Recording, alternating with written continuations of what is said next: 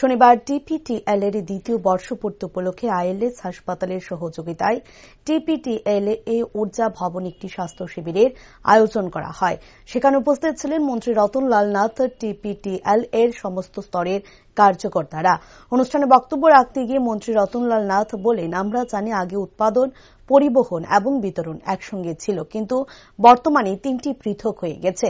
বিদ্যুৎ উৎপন্ন হয়, তারপর ট্রান্সমিটের মাধ্যমে বিতরণ করা হয়, আর তিনটি একসঙ্গে কাজ করে চলছে বিদ্যুৎ পরিষেবার জন্য। এবং বিদ্যুৎ হল আধুনিক পৃথিবীর মূল চালিকার শক্তি। এ বিষয়ে উদাহরণ দিতে গিয়ে তিনি বলেন, যদি বিদ্যুৎ না থাকত তাহলে বর্তমান সময়ে দাঁড়িয়ে যে অনুষ্ঠান চলছে তা বন্ধ হয়ে যেত।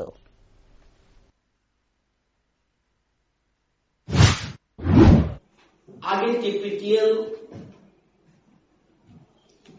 এবং টিপিজিএল এবং বিতরণ ডিস্ট্রিবিউশন এই তিনটে একসাথে ছিল। এখন উৎপাদন, পরিবহন এবং বিতরণ এই তিনটা পৃথক হয়ে গেছে। বিদ্যুৎ উৎপাদন হয়, ওখান থেকে ট্রান্সমিট করে, পরবর্তী সময় মানুষের বাড়ি ঘরে বা বিভিন্ন রকম জায়গায় চলে যায় বিতরণ ডিস্ট্রিবিউশন। এই তিনটা একসাথে কাজ করছে এবং বিদ্যুৎ হল আধুনিক পৃথিবীর মূল চালিকা শক্তি। এখনই প্রোগ্রামটা বন্ধ হয়ে যাবে, এখনই কিন্তু মোবাইলটা বন্ধ হয়ে যাবে যদি চার্জ না থাকে।